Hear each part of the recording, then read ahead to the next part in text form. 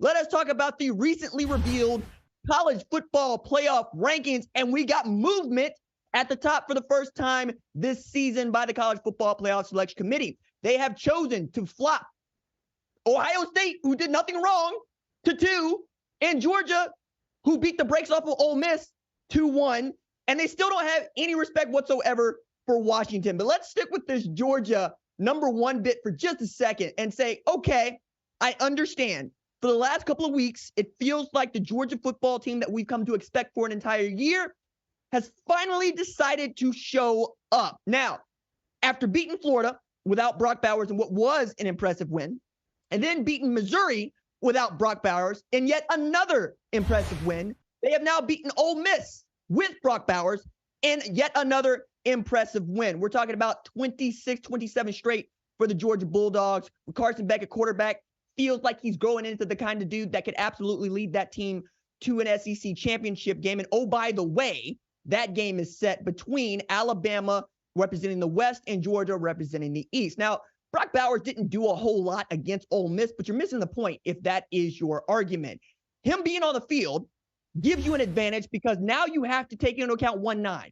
And wherever 1-9 is on a football field, you feel like you got to have a dude there. That is also attention that you can't give to a run game that is great with Kendall Milton and Dajan Edwards in the backfield. And then you got Ladd McConkey out there absolutely making plays for Carson Beck. And that Georgia defense, coordinated by Glenn Schumann on the sideline with Bill Muschamp, has been outstanding all year. But I don't think that Ohio State deserved this.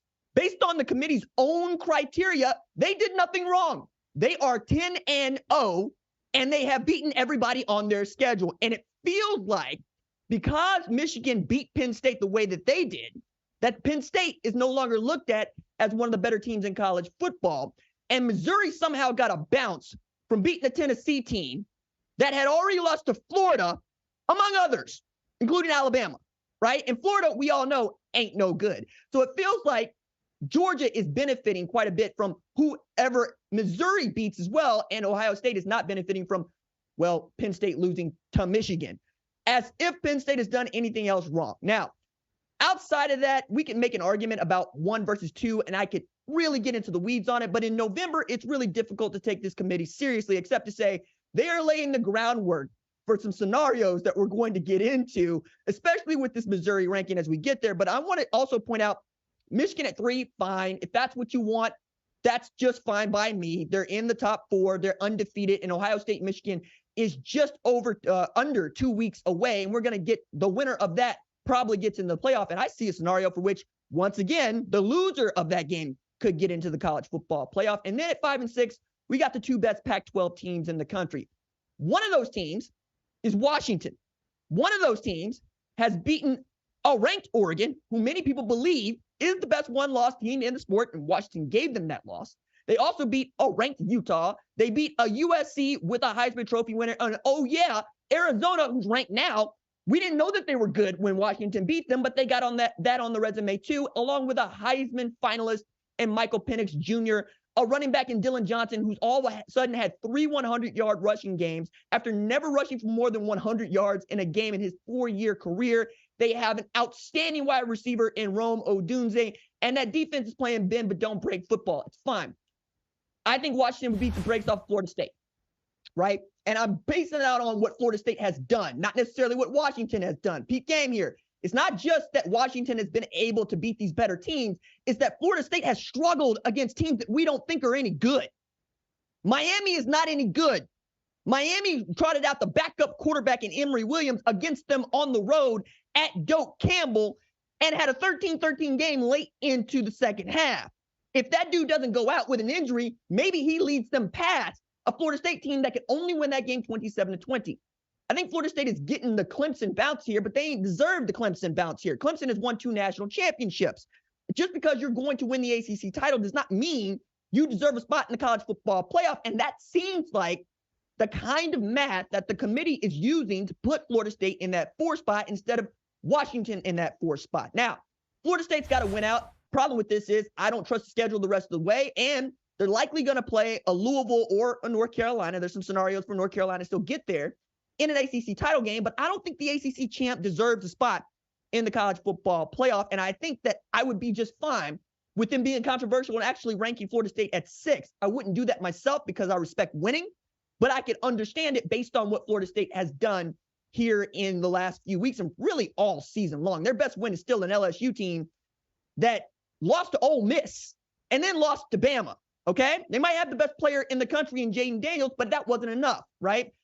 Jordan Travis is, for me, not necessarily a Heisman Trophy quarterback, but I could see finalists, and Keon Coleman's a dude. But I want this team to be dominant, and they haven't been, which is what Michigan has been. And Ohio State, against most other teams, has been. We all know that Georgia's still Georgia. So I think Washington, Oregon's going to figure itself out. Both of those teams got really tough games ahead on the schedule, including perhaps a rematch of what was a fantastic game in Seattle for the Pac-12 championship. But I have faith that the top 6 are going to figure this out. But the 4, 5, 6 teams behind them is where it's really starting to get interesting. And we'll talk about this a little bit later as we go into the show, but they all got a road. I mean, I think the only team here that does not have a road inside the top 10 to the college football playoff is Missouri. And that's because Missouri's 2 losses are to SEC foes, right? We're talking about Missouri losing to LSU, and we're talking about Missouri losing to Georgia. Basically, Missouri playing Georgia close is the reason why you rank Missouri as number 9 in the country ahead of a number 10 Louisville, who's only got the 1 loss. I tend to agree with you that I think Missouri passes the eye test in a way that, say, Louisville doesn't. But Louisville's got a really great win against Notre Dame, and they got a really bad loss against Pittsburgh. But what they are doing deserves the 9 spot instead of the 10 spot. I think they're a long shot to make the playoff, even with an ACC title. But putting Missouri in the spot ahead of them just tells us what you think about the SEC and what you think about the ACC. So why the hell do you have Florida State at 4 if you're going to move Georgia to 1 and Missouri to 9? It just feels contradictory here, and I don't like it, especially as we're getting into rivalry games that are absolutely going to matter. While this slate is not great, the next couple weeks of games are going to be outstanding. A little bit further in there, we talk about Texas, Alabama. I mean, that's basically, hey, Texas beat Alabama straight up. Rare opportunity where we get to see that one-on-one head-to-head, and it feels like whoever wins that respective conference championship, if they do, Texas or Alabama, is getting into the college football playoff. Alabama's able to stop at Georgia. It's really difficult to keep them out. Texas runs the rest of the way with Quinn Ewers healthy, wins a Big 12 title. Georgia wins an SEC title. You can see Texas getting into this thing for the first time in their school history. And then I think that sneakily back here, man, we're looking at an Oregon State team that could end up in the Pac-12 championship. I'm fine with Penn State at 11 and Ole Miss at 13, Oklahoma at 14. I really don't have a problem until we get to number 20 in North Carolina, because frankly, North Carolina, well, I'll take that at number 18, Tennessee. I think we're just raising up 2 teams here that don't need to be raised up here. And I think North Carolina's in a spot that should be reserved for James Madison.